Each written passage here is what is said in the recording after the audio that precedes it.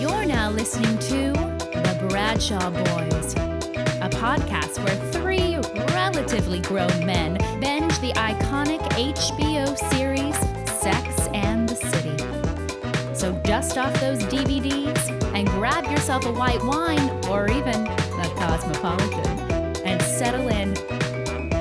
Take it away, boys. Welcome to the Bradshaw Boys, a podcast where three guys watch Sex and the City for the first time ever, mostly. I'm Cory Cavin. I'm Kevin James Doyle. I am Jon Sieber. What's happening? You are our audience. And we love you. Mm-hmm. And we thank you. We do. How's everyone doing? I'm okay. No, audience members. Oh, Take audience this members. moment. I thought it was me. No, I was asking Cory. No, but have them think about how you're doing. And I hope that it's better now that you're talking to us. Yeah. And we're talking to you. Yeah. How are you, Cory? I'm okay. I told you that I haven't eaten anything for 2 days and I don't feel great. So that's how I am. I'm sorry. It's okay. And also my microphone keeps slowly sliding down. So I have to keep shrinking because I don't want to make noises to try to adjust it. A little look behind the... Kevin and I could make a distraction and you could adjust Definitely. it. Eventually, Oh my you're just- gosh, this is a perfect chance for you to lift the mic up. Well, you know what I could do? Well, know what I could do? No, keep talking. I have a surefire way. Just keep going. You're going to get some pretty bad back problems if you keep like sinking true. down That's further true. and further to track with your mic. But What was our last episode? I guess we did the last time we all recorded together, we just did Patreon episodes. that's So right. It was super fun because we read people's emails, Yeah. like long emails that got into a whole lot of business. We covered those, but it also was weird to get together and hang out with you guys and record and not get to be rewarded with an episode. Yeah. And this is our first official recorded episode from this space that we're going to be recording in off and on. So if it does sound a little bit different, we're coming at you from a new spot. Basically, we invested in ourselves and we said, you know what? We believe we're putting the energy out into the world. What's going to happen when SJP or Noth or Noth. Noth. Noth. You get it right or pay the price. well, Or Noth. or Noth. What if Noth comes? or not? Get it right or Jonathan Noth. Jeremy Noth. not. But we're like, you know what? What's going to happen? We're going to need portable ability. And so we invested in that. Well, we got on a website called Amazon, Amazon.com. Yeah. No, so we're doing, we have our little portable rig set up. That's right. And Portable. we had a rig. meeting with an Oscar-nominated sound designer who said, He was like, "Why are you doing this podcast? I don't understand." we explained it to him, and he was even more disappointed confused. by the time we got to the end. Oh, he was like that. Usually, an explanation is supposed to clear things up. He just asked us our ages and then shook his head in shame. Yeah. Kevin, you shared something exciting with the world last night about your comedy show that you did. Oh yeah, I did a Share comedy with show. our audience. Well, I did a comedy Yeah. show. Corey helped me with it. I did it in his living room multiple times. Mhm. I was in a festival here in New York, and I was doing another hour comedy show, and it won best solo comedy show Yeah. of the festival. It's amazing. And it was fun. So I had 5 of those the past few days. I think there was a few Bradshaw Boys listeners that came to the shows. Nice. It was a great show. I went to it. I went to it too. We were the Bradshaw Boys listeners. We were the that went Bradshaw to it. Boys listeners. Because I listen to our podcast. And we're gonna do a live. We're just gonna broadcast. Do a live simulcast of the next show. No, we won't. But yeah, we did that this weekend, and Corey and I, all 3 of us had quite a weekend. It was a big one. Yeah. This is probably a good time to introduce our guest that's here with us tonight. Just kidding. Hello, Dankeschön. Thank you for having me. No, it's just the boys tonight. Straight up boys. Just the boys. We wanted to make sure we figured this new equipment out before we invite someone new into it, and we're just a train wreck, you know? Mm-hmm. Mm-hmm. So, guess what? You're just with us right now. Yeah. Cozy in. Straight up with the boys. We in season 3, Straight up with the Episode 13. boys. and it's just you and the boys. I feel like it's been a long time since we've watched an episode. Yeah. I don't remember what happened last time. The last thing that happened is Aiden and Carrie broke up. Oh, That's the last thing that we saw. Yeah, Trey. the one with Heaster, Dylan. Yeah, Dylan was our last guest. Yeah. Dylan Easter. Yeah. Wasn't it loose intervention? No. No, it was Dylan.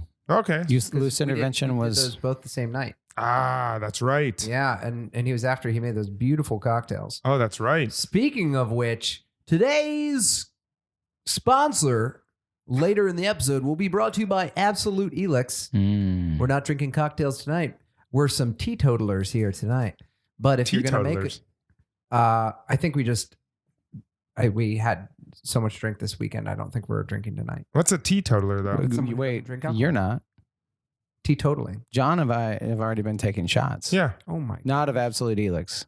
We've been taking shots of, what have we been taking shots of, John? Goldschlager. Goldschlager. Been taking shots at our current president. Get him out! We have been doing that too. All right. Well, what are we watching today? Sex and the City? Yes. I think so. I think John was right. It was actually Loose Intervention was our last guest. That's what I'm thinking. John Did we is, do them out of order? no, we No. did them in order. We just you and I were wrong. Oh. Yeah. You guys were just because wrong. we did the afternoon episode with her. Yeah. Yeah. Yes. Yeah. That's right. Gee whiz. And we have not watched this in It's been a while, and loose intervention was there when Aiden and Carrie broke up. That's true. Yeah. Well, what's this episode called? What are we doing here? Season Season 3, 3. episode 13. Dude, what's she going to do? She's not going back to Big. Oh, I don't- Not yeah. right now. I mean, she will at some point. Yeah, but not. You know that whole thing. There- Once you go big, you always go back. That old saying. I Yeah. do. I mean, I'm actually fine with it settling, like knowing what happens at the end of the series or whatever. And knowing that they were going to kill Big in the third movie. Right. Hold on. What? This episode, Uh-oh. season 3, episode 13, I know what's happening. Escape from New York. Mm-hmm. Are we getting out of New York?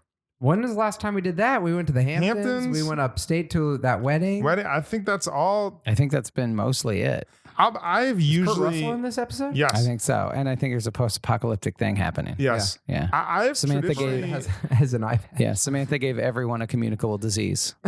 And we have to get out of New York City now. I've traditionally not liked the episode where they leave New York. Have you seen it?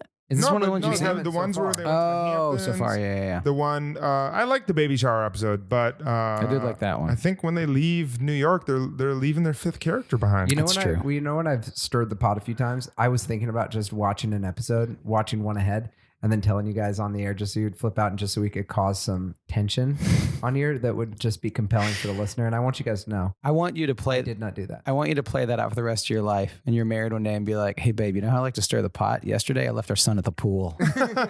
Hey, babe. Hey, babe, I spent all the money for our vacation next summer, just so we could like I know spice you it don't up need at a dinner car, tonight." but here's a new Camaro. The therapist said that we needed to spice things up. And He said we needed to spice things up in the bedroom, so I set it on fire. What do you think, babe? yeah, well, I didn't do that, nor will I treat my wife that way. What was it inside of you? Like what Yeah. causes that want That's to do a that? good question in general why- for you. That Well, I was I on, didn't- I never was thought of watching I was watching flipping through all of the billion TV shows that are on Amazon and Netflix and HBO and was like, all of this sucks. You Not just all want of to it, watch but the it- girls. And I was like, it'd be nice if I could just watch the show that I want to watch right now. Instead of, when people suggest a show and it's like, I've seen one episode of Russian Doll yet and I want to watch all of it. But great. I'm like, don't. Want to Sometimes start? you're not in the mood to watch something, even though it's going to change your life or be the best thing you've ever seen. And so I flipped past that, and I'm like, I should just watch one, and then I'll just like tell him, and it'll cause drama. But I didn't. So that's what it wasn't an interior thing; it was an exterior thing. All right. I was tempted, but I didn't give in to temptation. That's good. Fantastic. That's but good. I did cheat on my wife. And now, That's true. just kidding. I'm not married. Fuck you guys. Wow.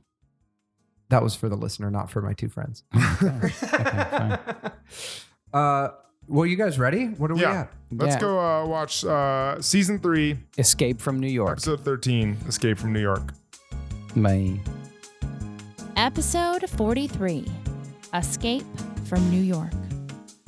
Carrie meets with actor-producer Matthew McConaughey in LA to talk about optioning her columns to make a movie. Miranda wrestles with the level of open sexuality in Los Angeles. Charlotte uses the internet to deal with Trey's impotence problem. Samantha meets a dildo model. And now, back to the boys. I love LA. All right. We love it. I Dude, love LA. There's nothing better. Look at them trees. Get down on his knees. That was very Bill Cosby of you. Well, Bill Cosby, Randy Newman is the white Bill Cosby who was a better songwriter and a better man. So That's true. there's just nothing better than a good old New York versus LA little Ooh, story. yeah. Let's get into it. Let's get First of all, into it. let's First of all, Where have are you our guys LA listeners? I know we have 2 for sure, but if Yeah. you're out there, are Yep. out there, we want to hear from you. It's also like, Why do you live in that dump? ooh, No, shots fired. I love LA. I like LA. Hello, LA. I'm a big LA guy. It's every time, I don't understand why you can't like both. Same thing with Chicago and New York pizza. No, I like Chicago pizza. I like New York pizza. absolutely. I like New York the city. I like LA the city. You absolutely can. You look deflated. What? No, you can. I think obviously there's 2 things going on. One, there are 2 hubs of entertainment, so it's the same personality fighting over the same, or the same, not personality, but the same type of person. So that's why it ends up being a blown up conversation. That's where a lot of You think that's why it is? Because it's the 2 hubs of entertainment? yes, and it's the people that have the most vocal presences right. fighting about it. I would say one thing though is that LA is a bigger hub of entertainment, Mm-hmm. and New York is A cooler hub of entertainment. what makes it cooler? I'm not even saying that based on its prestige and culture and cachet. You're saying the city is cooler. Yeah. Well, yeah, but I was going to say like New York is a more diverse. It's a more diverse workspace. Yeah. Like there's a lot of other jobs in LA that are not entertainment jobs, but like in New York, like think of all the people that don't work in entertainment. Yeah. And I feel like it's Most much people. more. But I think most that's people. the reason why it's ever even a conversation is because of the entertainment industry. Well, yeah, because the only people having that are people that live in either city. That's and what you're I'm like, saying. yeah. That was my point. Yeah. That it's like, I guess I just never really thought of that, but I don't know a lot. I mean, I guess they're the people I'm 2 having that biggest, conversation with, say. I don't have, they aren't in the entertainment industry. It's just, they just like LA because of, the food, the people, the weather, the culture. And they like New York because of the city, the nightlife and things like that. So Yeah. Yeah. it's never, you're probably right. I've just never thought of it that way. Yeah. I think when it's like when the conversation is raging, it's because of actors Nothing and I like more writers than a raging conversation. Raging Against the Machine. I love it. Oh man, there's a very good there's a very funny scene in Annie Hall written and directed by New York film director and accused child molester Woody Allen. But he goes to LA and it's Jeff Goldblum's very, very, very first movie. Mhm. And Woody Allen and Diane Keaton are just at a party, and then Jeff Goldblum's film debut, he just looks around and he walks up to a phone and he answers it and he says, yeah, what was my mantra again? Okay. And then he gets off and that's funny. But I think in this, I felt like they steered pretty clear of just unabashed. LA stereotypes. Yeah. Oh, totally. Because I'm sure starting with like the model in the atrium of the hotel. Yeah. Amazing. Well, but they didn't. Who gave the toodle fingers? Yeah. He did give some he toodle toodled. fingers. They Yeah. love the That toodle must have fingers. been a big. I don't big know if toodle. I'd say they steered clear of it. They had a model in a glass case when they got there. That guy looked out of the conversation with Miranda at the hot girl. But it wasn't like this place sucks. Let's get back to New York. It was like this place is different. Yeah, but they did that through stereotypes. They did that through LA stereotypes. Yeah, but I mean, Sex and the City is one big New York But- stereotype. But didn't you just say that they did not do that I through don't know. I'm unabashed saying stereotypes? They didn't roast it. They weren't saying like LA sucks. Yeah. They didn't say LA sucks. They just Yeah. used a lot of LA Used a lot of stereotypes. Used a lot of including stereotypes. the car that she had to drive. Yeah, that she rented Stalling that like the Mustang, entire episode. which Yeah. is such a terrible idea to rent a stick shift Yeah. on any trip. So I'm gonna just do like Do a rundown. The quick rundown of the show. I mean, I don't think that this episode had too much meat on its bones, to be honest. So my rundown's gonna be pretty basic. It's an LA episode, so it's Nice. on a diet. It was just no matter how far can you ever really escape your past. It was pretty, it was pretty obvious the whole episode with Carrie moving to LA. She's trying to forget her relationships back there. Miranda, they kind of didn't really have much kinda until just the a tag end where along. she's like trying to forget herself. Samantha I met guess the she is getting over a breakup, so maybe it comes from that, but she didn't mention that. Yeah, she's just kind of like stuck in her own Miranda world and jealous of some of the LA women. So she rides the bull at the end and kind of rips open her shirt and cuts free.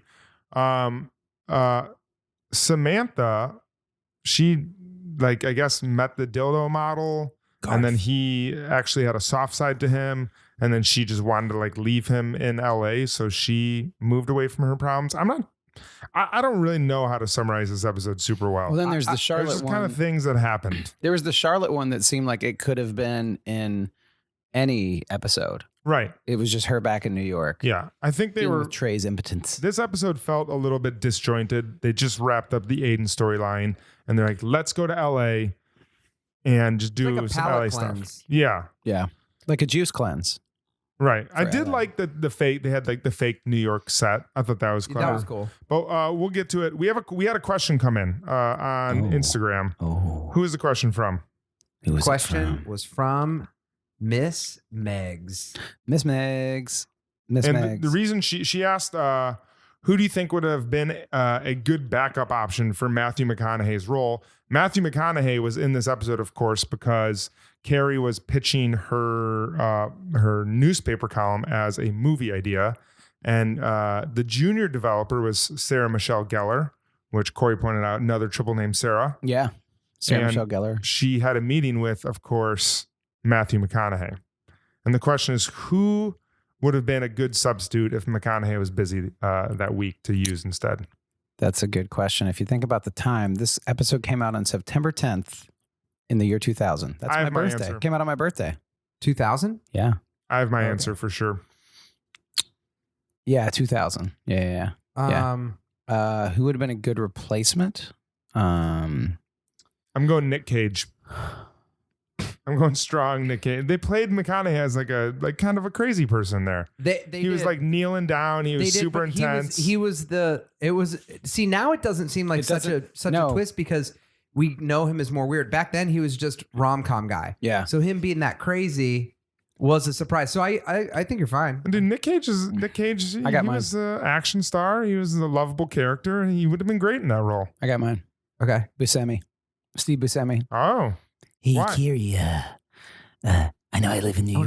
I want to write with you a I little. want to write with you a little bit. I think that Mine would be the star of Win a Date with Ted Hamilton, Josh Duhamel. ooh, one of the only movies that's ever made me cry. Really? Yeah, actually, I think the only movie, maybe Oh. other than like parts of Moana, I get a little teary eyed. Yeah. But I was going through some stuff with Win a Date with Ted Hamilton. It was a good movie. And, oh man, Have you seen it? when he Corey? I've never seen turns it. the car I've never around or seen it. something. I've only seen it once, but It was in just prime. I need to watch it again. It was in prime, like I don't know where they make that movie anymore or where they tell that story anymore, Mhm. but it's like it wasn't a high school movie, but it was in that era of like she's all that, and it was towards the tail end of like some really great rom-commy, like two people that shouldn't be together, but then really overcome some differences. Topher Grace. Topher Grace, Topher Grace tophed a corner and really turned into a great actor. Turned into a Grace actor. So there you have those. We have a bunch more, I realize. Someone asked a really great question. Can't wait to hear your thoughts on the episode. Well, thanks for the question. In this episode with the mismatched shoes, is this the episode with the mismatched shoes? If so, thoughts? It is. Those are great shoes. What are you talking about? Mismatched shoes? Carrie's heels that she bought to go to LA, one is red and one is blue, and they're sparkly. I don't notice that stuff. I noticed it. I tried to like start noticing it, but I noticed that it's that thing where they walk out and they're like dressed in our New York or LA finest. Oh, and then they turn around? Yeah, and they turn around. Kevin, you took a picture of that. Can I see it? I don't remember. They're good shoes. I don't remember the Mix Max shoes. Whoa, hold on. Mixed Maxinistas. Someone, Lindsay Lou, wrote in that the celebrity that she was supposed to meet was... Oh, here we go. I really hope it's Nick Any Cage. ideas? I really hope it's Nick. Steve, she said, did you Gary catch that Busey? Sarah Michelle Gellar's Whisper to Carrie was dubbed, which we did think was weird. It did sound weird. And it was whispered. Because the original celebrity she was supposed to meet was If one of us gets it right. Tom Cruise. it's not even in the... There's no way we could get it because it's another era. It's a Hollywood Humphrey Bogart. legend. No, do you guys want to do one more guess? This is funny because this there's a question is scene. about you. There's a scene in You're which Sarah so Michelle Gellar vain. makes Carrie Sam keep Shepard? guessing, and she's frustrated by it. And now you're doing the exact same That's thing to true. us. You're literally doing. Yeah, you're right. You're literally doing to Let me us just- what happened in Okay, the show. let me do a No, hint. just tell us. You're so vain. You probably think this song is about you, don't you? Don't you? Do you know who that's about? I know it is about someone. That's why I Warren said Beatty. Gable? Oh, I Warren was thinking Beatty. Sam Shepard. Oh I yeah. don't even Yeah. know who Warren Beatty is. He was I don't in, know the name, but he was what in- was- Bonnie and Clyde with Faye Dunaway. He's the guy that the whole Moonlight. Wait, yeah, it was Moonlight and La La Land. Was he Oh yeah, announcing for that? yeah, with Faye Dunaway. He So it was the 50th anniversary of. he Bonnie was and in Clyde. Dick Tracy, the movie. He's And he- married. He's married to Annette Bening, and he was just notorious for knowing that he just fucked every single person in Hollywood, and no one could pin him down. He was a huge asshole. And he was, "You're so vain. You probably think the song's about you." Huh. Carly Simon. But heroin. was the song actually about him? Yeah, Yeah. she So- said it years later because everyone that was like. Which actually, that he's song right. So yeah, he is actually right. He was just probably sitting there being like, I know this song's about me, even though you probably won't admit it till years later. Yeah, That, So is that vain, or is that him just having a good finger I on think the pulse? that's him being perceptive. I think it's. You're so perceptive. We got a pro Beatty pod over here. I don't think we have a pro Beatty, but I think that's just logic. I think it's interesting That's kind of that just the how song logic was is. actually about him. Like if it And was, if it wasn't about him, if she was like, yeah, it was about my neighbor Chuck, then yeah, Warren That's Beatty pretty was vain. being vain. But I could have sworn this song was about me. Who are you? I live next to Carly Simon but from 1972 to 1976. yeah, if that was the case, and then Warren Beatty's sitting there telling people it was about him, he'd be vain. But the song really was about him. yeah, it was. Well, So That- whoever wrote that song, I don't know who it is, but she needs a talking to. is that the biggest drop in we've had? McConaughey? Yeah. Well, we were supposed to Maybe have not at Leonardo the time. DiCaprio, but we didn't. Yeah. Question: do you think McConaughey would play a good Big? It would be a different. Yeah. You know those stories are so crazy. Like Lawrence Fishburne from The Matrix was originally Sean Connery. He was attached for a while and then he dropped out. And that Wait, seems Sean Connery is supposed to be Morpheus? yes. Whoa. And it's like yeah, that stuff if is. they would have if it would have been that person, we wouldn't have been able to conceptualize it in any way. yeah. And so I feel like that's a big thing. That's also this episode reminded me of season 3 of Seinfeld, which is like all of a sudden when season 3 is all like they develop it into a show about nothing. Mm. And it's interesting to think of it in a self-referential way of like, oh yeah, like this dude's going to play Mr. Big. Yeah. Yeah. Like they are aware that that's like a, So I want to talk about that meeting with McConaughey. with McConaughey and Sarah Michelle Gellar. Like, I don't know why Carrie even took the meeting. Like, she was like not pumped pretty much the whole way through Right. about like that would be a pretty exciting time in someone's life if they were trying to make a movie about their sex column. It's But 'cause they no one said let's shoot it in Dubai, yeah. like Sex in the City too. But she was pretty down and out throughout the whole thing. Yeah, she's But I pretty think- blasé. She says in it, and I don't know, someone from LA would have to confirm or deny in the biz. But she said it was like a stereotype that it's like, this is like an early 30s. Was it early 30s or late 20s? Like low level development person So it's not like she's working with like she's not working with like the Since she head was of- junior development person. Until Yeah. she gets a But- meeting with McConaughey and still acts like a storm cloud's over her head the whole time. Right. I also think the fact of her being a junior development person, like I think that means it's probably not huge, but it's not super shitty. Yeah, but she was saying she was kind of dumb. Like she was kind of But annoyed and I not- felt like that was more because it's like you come to LA, you're a woman in your mid 30s. There's this like young, blonde, hot girl who's Sarah Michelle Gellar, who's talking about like, oh yeah, I'm going to turn 30 one day. I think that was the whole thing is they kept like running into young, beautiful women. Yeah. Which I and get having her to deal being with that. frustrated with Sarah Michelle Gellar's character, but when she's in the office with McConaughey, like Yeah. she I mean, seemed she's to be- thrown back from the big thing that he's saying. Okay, and that brings up a second question. How did McConaughey even know about Big? because it's in the script. Was so She's- with, he's did- gonna did- play- Did he's Carrie gonna play actually write Big. a script, or were they going off of her sex column? Because if they're going off her sex column, I don't think she specifically talks about. I was Big. kind of I was confused just about really that. confused about all that. I didn't know if she'd written a script or if he's just doing it off the column. And maybe you're supposed to assume that she's talked about Big in the column. I guess. I don't know. Okay, but he like, Which would be Yeah. kind of he- weird. It just felt like his character knew too much. You know, Yeah. like I feel like if they were really writing that show, they would have had her there and been like, okay, let's write about your sex column. Let's write about you being in this. Like, let's If basically. they were make- already going to make it a movie, I'm sure that they would have some awareness of the characters. Yeah. So I don't think that's completely off base. Well, it was also that they were going to like Matthew McConaughey's production company, I guess. Yeah. And so it would be his thing where he's like, he would be like, here's how I see it. This is what I would think. I would think you have to argue it from the perspective of the characters, not from like our view. And I feel like from the characters, it's her. It's like, what? They're going to make your thing into a movie. But for Carrie's perspective, she's like the ultimate New York writer that's like, Yeah, I don't fucking care. In real life, I'm sure she was just playing a little. Candace too cool Bushnell for me. would have been like, holy shit. Candace Matthew Bushnell, McConaughey- yeah, She did did. say holy shit and freak out and sign a Yeah. deal with HBO, and I'm Yeah. sure she would have lost her marbles if Matthew when McConaughey was in the when room. she found out that Ben Yeah. Weber is going to play Skipper. Exactly. Yeah, she shit was her probably pants. super Mhm. pumped. Yeah. Whatever no, her of course. version of Instagram was at the time, she probably posted all about it. Of course. But I mean, Carrie's not that. Carrie is like, I'm whatever. I'm the fucking real deal. They can't even drive stick shift. She really bugged me this episode a lot.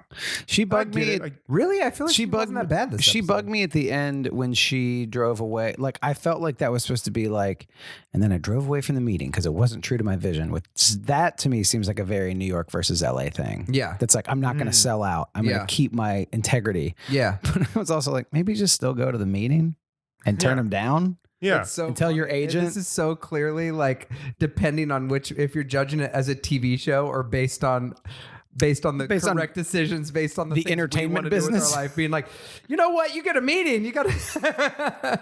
Yeah. But it's like, yeah, I mean, Carrie Bradshaw, the character is going to be fine. So it's like, Listen, she say fuck makes it. $75,000 a week on her column. Yeah. She's golden. Do you know who didn't disappoint me in this episode? Is Jason Dick, spelled Dique. Oh yeah, the dick man. Classic Dickman. it was, I feel like they did not develop Miranda's storyline enough for that to even make sense. Because the way that girl walked by, she barely even like looked at him. Yeah. So I feel like that dude probably got 5 minutes Well- into a combo and then she's like, I have a boyfriend. Well, what I thought they were doing though is the thing that I've heard people like as LA stereotype. It It's like was your head's always on a like swivel. yeah, you're always like when you're in a conversation with someone, you're always like looking around, and that's Yeah. why. And you know, it was a hot girl, and he's like, I'm sorry, what was I saying?" And then he If just there's walked so off. something different. that you That's can- so different than from here. If there's something what? you can You know what do, I mean? That's like exactly how people are oh yeah. Oh yeah, I think that's here just and everywhere. anywhere. I think Like, that's anywhere. Yeah, for sure. But that is like one thing that chaps my ass more than anything is like when I'm in a conversation with someone and they're just looking past me That and cheap toilet paper. and cheap toilet paper. and chaps. I do not Actual like chaps. that single ply toilet paper. Yeah, Yeah, her storyline definitely felt pretty undeveloped. There was like nothing. well, it's alarming to pull all of the story out of a show and then be like, we're with these gals. Let's give them some hijinks. Mhm. And just how unsatisfactory hijinks are. That's like, the car's going to be crazy. Yeah. It's not gonna, she's not going to know. And guess what? Dildo model.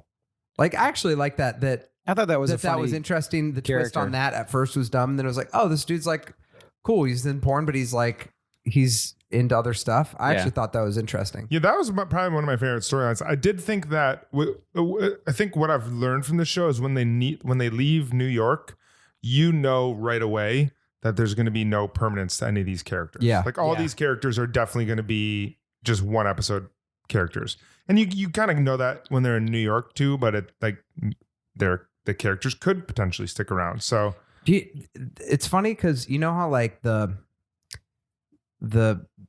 markets of how money works in a show would never allow for this. But if you really, really wanted to make, and there's some that exist, there's a show called Easy on Netflix that's like this. But it's like, if you really had no economic pressure and no business pressure and could make the most perfect show, it would be amazing if you can do it more now, but like plant people that doesn't happen. yeah, And that can happen more now that it's like, and it's sometimes in Breaking Bad, they would say that they would look back at earlier seasons and see what they left and take stories from there so that it would tie together. But that was such a tense show that I feel like they painted themselves into a corner sometimes. But it would be so much more satisfying if they have this and then 3 seasons later, there is a tie-in to the fact that she had like met this guy, like he bails him out of a thing or, because it is so, and television is so good now that we just don't put up as much with a bunch of bottle episodes. It's like, okay, cool. Like they just meet these people and move on. You want more than that. And it would be so exciting to have 6 seasons of a perfect show that. But isn't like a show like High Maintenance? Isn't that like completely episodic where like you're leaving pretty much all the characters every episode? But it's like if you could... I've only seen one episode. In order for this to happen, it would essentially have to be... It would have to be High Maintenance meets a show that is huge. But then once a show gets huge, you can't do that because there are interests at stake. It just has to be well written. But I do think that that's like the other extreme, High Maintenance, or that show Easy, or even American Horror Story. That's like, sweet, you're coming at us for the brand of this horror show, not for Black Mirror's like that too. True Detective is an anthology per season. Yeah. But it would just be, and I would say Harry Potter actually did a really good job of being like, she would finish a thing and then go back later. But we're talking about TV, not books. Yeah. Come on. What is TV besides a book visually? Oh, stop it. But a good job at taking small little moments and then tying them in later that actually had more weight to them. So it was like Dumbledore, he was very fat and he had a lot of weight to him. Right? He was gay. He was fat and gay. She said he was gay later. And then Dumbledore, the wizard, who was fat and gay. That's if you listen to the audiobook, that's what it says. I want to talk more about Samantha. The guy that reads the English audiobooks, Stephen Fry, is both of those. There you go. One of the great English actors. Now you really like the dildo model because I will say you guys kind of look resemble each other quite a bit. I took a few pictures of that, and I was gonna put my face on. Are you gonna take a picture of your penis? I'm gonna FaceTime from this douche. You don't do that. No, you absolutely. You guys look very similar. Not just because you're bald. You have a similar shaped head. Yeah, you guys when you have just like the mustache. When you're full mustache, I feel like you had some Garth And I looks feel like too. you could be a Garth.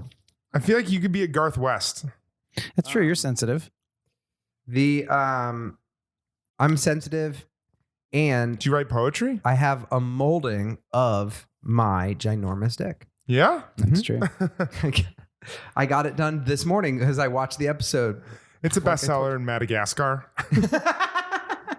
You're not in the Canadian markets yet. I was thinking of the animated show, not the. It's all over the animated show. It's in the background. It's the trees they climb up. Based off of that. When she said he was the John Grisham of penises because he was the bestseller, it made me want to try to think of what John Grisham penis novels would be. And one of them writes itself, and you know which one it is? The Firm. The fur. The Firm. There you go. The Firm. That's the John Grisham penis novel. And there's also the one that's about an earlier Sex and the City episode, but it's about peeing on. It's about The Rainmaker. The Rainmaker. The Rainmaker. There's also the one, the Pelican in my briefs. Pelicans. The Pelican in my briefs. It's about a guy with a huge bird penis. There's a lot of John Grisham dildo puns you can do. We have the Reckoning, the Ereckoning. A Time to Kill. Matthew McConaughey. There you go. the Whistler, The Whistler. the Testament, a painted house. Do you guys want to hear my Matthew McConaughey impression? Yes. I'm gonna keep reading John Grisham books. Yeah, Can I see the John? I'll read him as Matthew McConaughey. yeah. There you go. Rogue lawyer, street lawyer. We got the litigator, the appeal. He never does any more than a few words, right? Runaway jury, Dustin Hoffman. Pretty good. The king of torts. Hey boy. I think Hey, you know boy. what? I think this is a perfect time for. Is the king of torts. I think we need to bring back a character we haven't seen in a couple episodes. Who we got fetching Raymond? Are you talking about Steve? I think it's time for a Steve talk. It's a favorite time. It's a favorite guy. It's Steve Talk. Miranda. All right. So in this episode of Steve Talk, unfortunately, Carrie does not give the role of Big to Matthew, but she still wants him attached to the project, and she gives the role of Steve to Matthew McConaughey. Whoa. And this is Steve meeting Matthew McConaughey for the first time, learning a little bit about him, and deciding how he wants to play Steve. Go ahead. Well, all right. It's nice to meet you. It looks like you've seen some of my films. I have, yeah. I'm a big fan of Dazed and Confused. It's a good movie. That was an early one there. Steve. It was, yeah. I like that movie. I've So, never been I to gotta say, Texas before. What's Steve all about? Well, I play basketball, and I You spent some time knocking a few back down at the bar. Oh yeah, I have a bar. You should come down sometime. I think we just got Shinerbach in. Isn't that a Texas beer? I like that Shiner.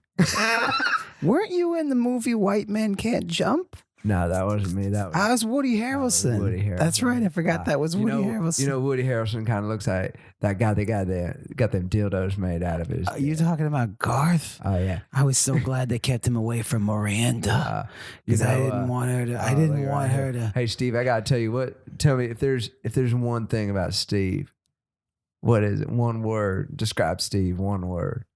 Dangler. You're a dangler. I'm a dangler. Guess what? I'm signing on. I'm playing Steve Oh, this is amazing. because I'm a dangler too.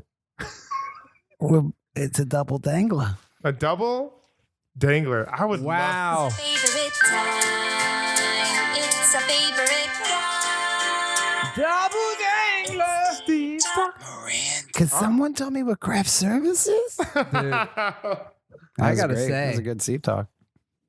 Steve. I think McConaughey would play a killer Steve. I think he would too. He would bring I a think real he would difference to the role. He would bring so much sex appeal, but he can get dorked up. Yeah. He can get dorked up. We need to talk about Trey and Charlotte. We haven't discussed Trey and Charlotte. We need to haven't talk about discussed Trey. the stamps, the paper ribbon around the wiener. That was situation. stupid. Stamps.com. This is brought to you by Stamps.com. They The stamps thing was really weird. they take like an interesting predicament for her to be in, dickament, and they just make it so dumb. Like the whole episode, it's like just an example of when the show's good and when it's like, okay, it fulfilled its 30 minutes of allotted time to be like, and I'm sure they'll get to it, but it's like when you think about the actual stakes in real life of being like, you just got married to someone that you're potentially looking down the rest of your life of being unfulfilled and emotionally and sexually disconnected to your partner. Mm-hmm. And it's like, you can be wanting to do that. It's so fucking dumb.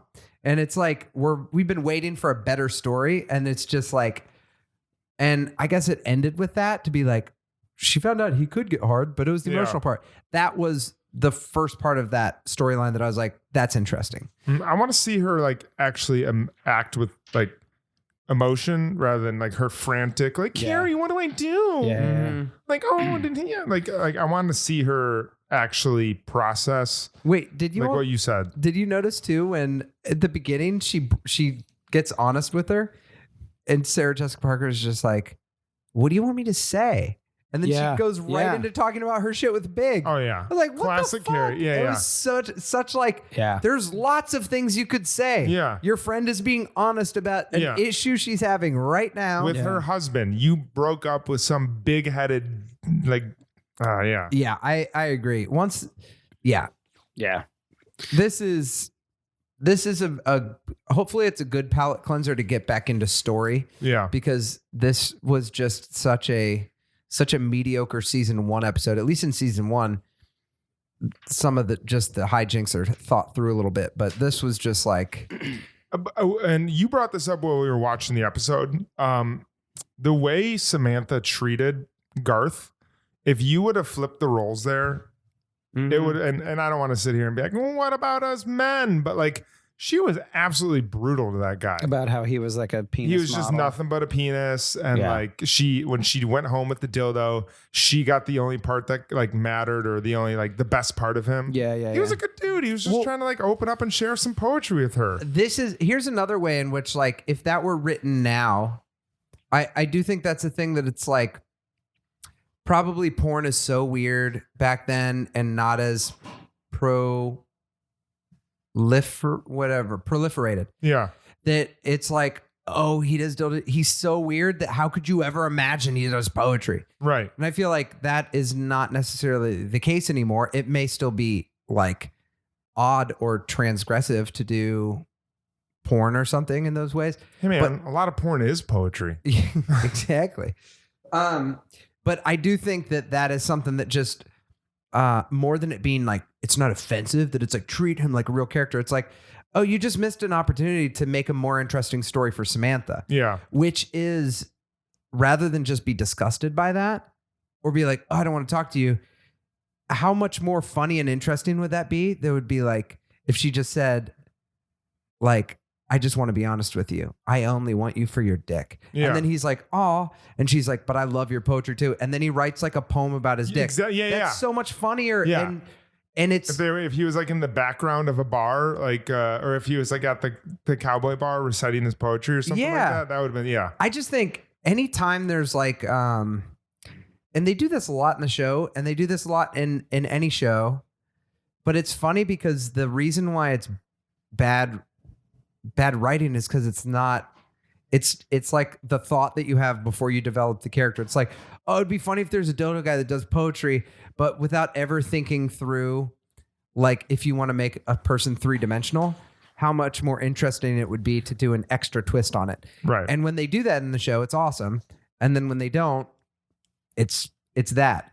But I would say the main like negative part about it is that it's like, that could have been a more interesting story. Yeah. So It's weird though, because I feel like he, in that way, was one of the rounder characters of the whole episode. yeah. Like totally. more than a lot of other people you saw. Yeah. Even Charlotte in some ways. Yeah. At least in this episode. I think the most interesting character for sure was Trey. I think the most interesting character was the car. That didn't work. The blue Let's Mustang. do one Yeah. quick round of questions about, can you escape your past? Okay. What happens when you do try and do that? And then we'll do the final rating, Cosmo rating. Cool. So the question you're posing is, can we escape our past? Can you escape your past, or an experience where you've tried to do that and it's caught up with you? Because I think the answer that everyone would give is no. I don't want to escape my past. I want my past to be Well, you used to be a semi-pro football player. Absolutely. Yeah, it was awesome. sure. No, I never. I'm just kidding. I was a football player, not anywhere near semi-pro. I don't know why I'm. I wasn't good.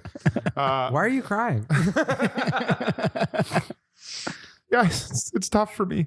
No, I don't think you should want to escape your past. Your past is what makes you who you are now. And if you want to escape your past and forget your past, then I think you probably are a little bit confused as to who you are presently. And I think that examining your past and constantly looking at why the way you act and is probably a healthy thing to do. So, you know, and I think that's what Carrie kind of did at the end. She examined her life and realized, I don't want Matthew McConaughey's character to tell me who I am. I want to take control. And she realized that when she said it to the guy bumming a smoke, I want to be alone. Yeah. And so, you know, the answer to the question is no. I don't think you can. I don't think you should. I don't think it's healthy. If you're a therapist listening to this, you're probably feeling that I'm probably wrong in some way, but that's just what I feel. I don't think you're wrong. I think. Thank you. And I'm a therapist. I've been hiding that from you guys. But if you need to see someone, it just came out. You couldn't escape your past. Yeah, I don't think you can. I think that regardless, if you take the question off the table of is it right or wrong to do it, I think you can't. I'm not saying you should take off the right or wrong thing, but I think if you just go with can you or can't you, I don't think you can, because I kind of think life is cyclical. And I think that you can re-encounter patterns and then be like, oh, wait a second, how have I been like encountering this in my life or something like that? And then, but yeah, I kind of think time is a flat circle. McConaughey. Can you say that in the McConaughey voice? I guess time's just a flat circle. There you go. Yeah. But yeah, I don't think you, and I actually do agree with you. I don't think you should. I think though, you should want to, if you encounter things that you're like, oh wait, I've been here before and I didn't want to do this before, like Carrie did. I think you can counter it and you can realize you have the power to make changes. Yeah, and I realize that saying that, I'm coming from a very privileged life. Yeah, and someone that has not gone through a lot of hardships.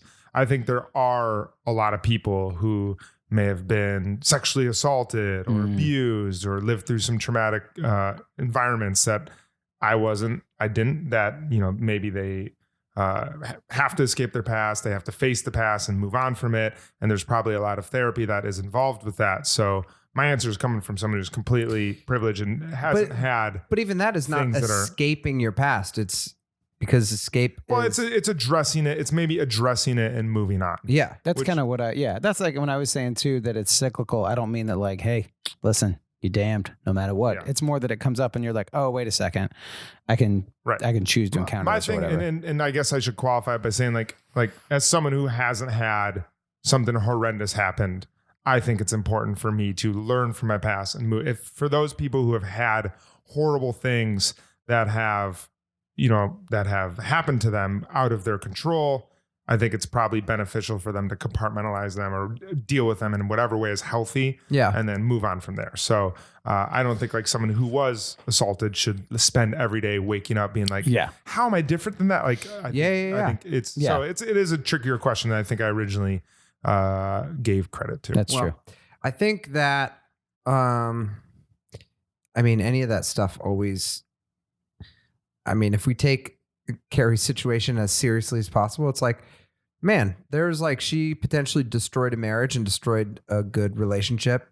If she was our friend and it wasn't a TV show, we'd be like, wow, like it would be less entertaining. And it would be more just like, did you hear like that fucking girl, Big's wife, has giant stitches all over her gums and has dentures right now. And she's 20. You know what I mean? Like there's like real stuff that happened. Yeah. As a result of that. And I think that the answer is obviously no, but even when you go deeper, it's like, if you don't figure that out, I know they get married in the end. So I know that she ends up with Big, but it's like, I would fully anticipate that they reckon with whatever their issues are in very real ways, or else that wouldn't happen and people wouldn't even be semi-okay with them being together. So I'm sure they deal with that in the show.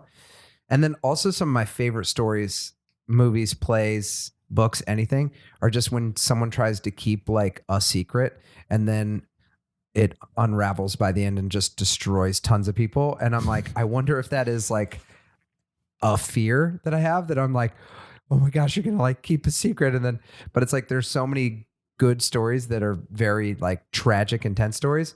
And all those stories are based on being like, you can't escape your past. Yeah. Because Yeah. even if it's the smallest thing, like it can have massive implications. Shakespeare. Yeah. So yeah. Awesome. Let's Cosmo rating. Let's do our Cosmo rating sponsored by Absolute Elix. Absolute Elix, the best vodka you can drink while you listen to this podcast. Go to their website, learn to make some cocktails, and send us a picture of you drinking a cocktail. Thank Please. you, Absolute Elix. Please. From some teetotalers. I think it's safe to say that Absolute Elix is the best alcohol that's ever been made ever. Would anyone? I would. challenge that? Yeah, I would. No, I wouldn't challenge that at all. Also- I would even put it up against rubbing alcohol, like to help people like when they have cuts. Yes. I would say Elix is better. Absolutely. I will say this. Say it. When you have bad vodka, you taste it in a way that's like, ugh, I'm drinking alcohol. When you have vodka that's so distilled, you just can't taste it. You're like, ugh. But when you have that vodka that just has that perfect little kick and none of that extra Georgie vodka taste, I'm telling you what. And that right there is Absolute Elix. Mm. I And you feel got like- them I feel copper like cups. I feel like you just said that, and that exact script that you just said could have been read by Matthew McConaughey. Oh, man. I'll tell you what. Right yeah, now. exactly. I want some Absolute Elix. That Georgia taste. He owns a bourbon company, right? Bourbon. Yeah. Yeah. All Okay. right. Cosmo rating. Let's count got of mine. three. Let's say. Oh hold on. gosh. I got to get mine. I know mine, and I want us to all be on the same page, but I have mine, so I'm going to send out my energy to get you guys on my thing because we've never done an all three or when we say it at the same It's time. gonna be so hard to do that. Okay. I'm ready. 5, 4, 3, 2, 1. 2.75. Oh my gosh. I was trying to pull you guys down. What'd you all say, John? I said 2.5. So Okay. we did 2.5, 2.75. Why'd you love this so much, Corey? Corey? You go Sorry. first. Yeah, maybe I rated it too high. It was very disjointed with Charlotte's story, especially the character, like Carrie, like with the way that she kind of discounted Charlotte was not cool. But I don't think you can rate an episode badly just on like your view of the character. Yeah. I don't know. It did seem like a gimmick episode to be like, let's go to LA. I like that they actually had a reason, that it wasn't just like, there was a reason that was like Carrie's getting taken out there to get traction from her column. So you kind of realize that she's like a bigger deal than you think. And then as much as we like talked about the McConaughey thing, I do think it was interesting that she got out there and then he's like, why can't these guys figure it out? Yeah. And you're like, oh, that is at least tracking with the season. Yeah. Miranda stuff was like, whatever. I liked Garth and his big old ding dong. So yeah, that's where I'm coming from. Not great, but had a couple Yeah. redeeming points. Yeah, I think 2.5 is pretty accurate for what I want to give it. It follows the trend. I really think they lose something when they move away from New York. And I thought like I said at the top of the episode, the fake New York stoop, her smoking, getting in trouble with the Warner Bros. Security guard was cute and all. But it's just the fact that none of this stuff is permanent, and it takes away from like the narrative of the entire season. So all the storylines were kind of here or there. Miranda's was like probably my 2 least favorite, and then Charlotte's was down there, and Samantha's I think was the best storyline, but that also felt like they could have done it better, like Kevin said. 2.5. I said 2, and when they go high, I go low. Okay, in the words of Eric Holder. Yeah, I thought it was great. It was fun to watch. Just like in the middle of this season 3 narrative, it's just like, okay, whatever.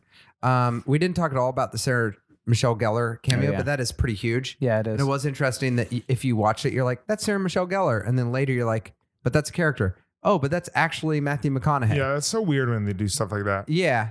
But I guess it gives a little bit of the cultural cachet of the show, which is interesting that they can call in these big favors. And it must have been such a moment on Sunday night to be like, holy shit, Buffy. Yeah. So that's cool. Someone on Instagram asked us what we think of her curls this season. I think SJP is looking at the peak of her Yeah. physical performance, Yeah. hair included. Yeah. That's great. And I would say if there was one way I could describe this episode, it's I'm glad to be done with this episode of the Bradshaw Boys because I've got a date with a dildo. Ooh, Is it a Garth West? What do you think? Absolutely. Fucking Absolutely. get on iTunes, rate us 5 stars, Tweet at us. tell your friends, Insta at us. Insta at us, tweet at us, email us at the Bradshaw Boys at NYC. Go buy Absolute Licks. Hook it up to your water supply. Shower with it. Yep. Listen, Tell all your friends to do that. and then drink it. And then drink it. The Bradshaw Boys NYC at gmail.com. Send an email about Yeah. anything having to do with the show, and we'll Pictures, make a goofs. 20 to 30 minute Patreon episode about it. Yeah. And get on our Patreon, and you can hear those. Go to our Patreon, the Bradshaw Boys on Patreon. And yeah, we're going to be putting up a lot of those things soon. Thanks for listening, guys. Kevin's already out of the room. Kevin, where'd you go? Bye. See you guys. He's getting Garth. The Bradshaw Boys stars Cory Cavin, Jon Sieber, and Kevin James Doyle. The show is produced by Jeremy L. Balon. For more information on the guys, check out their website at bradshawboys.com, on social media at The Bradshaw Boys, and if you see them in the street, tip your glass. Thanks for listening.